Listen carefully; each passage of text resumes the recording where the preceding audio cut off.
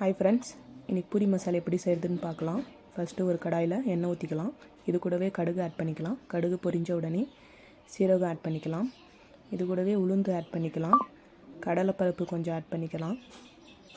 இது நல்லா பொரிஞ்ச உடனே கட் பண்ணி வச்சுருக்க வெங்காயம் ஆட் பண்ணிக்கலாம். இது நல்லா கலந்து விட்டுக்கலாம். இது கூடவே நம்ம கருவேப்பிலை ஆட் பண்ணிக்கலாம். 2 பச்சை மிளகாய் ஆட் பண்ணிக்கலாம். இது நல்லா வதக்கி விட்டுடலாம். இது நல்லா வதங்கின அப்புறம் நான் கட் பண்ணி வச்சுக்கிற தக்காளி ஆட் பண்ணிக்கிறேன். இதில் 2 தக்காளி ஆட் பண்ணியிருக்கேன். இது நல்லா வதங்கட்டும். இப்போ நான் மசிச்சு வச்சுருக்க உருளைக்கிழங்கு ஆட் பண்ணிக்கிறேன்.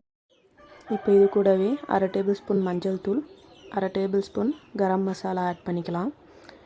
கரம் மசாலா ஆட் பண்ணால் பூரி மசாலா இன்னும் டேஸ்ட்டாக இருக்கும். இது கூட தேவையான அளவு உப்பும் ஆட் பண்ணிக்கலாம். இது நல்லா கலந்து விட்டுக்கலாம்.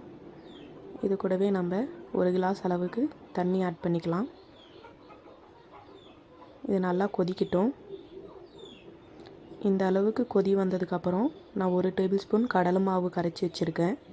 இதையும் ஆட் பண்ணிக்கலாம். இதை ஆட் பண்ணால் நல்லா திக்காக இருக்கும். அவ்வளோதான், பூரி மசாலா ரெடி ஆயிடுச்சு.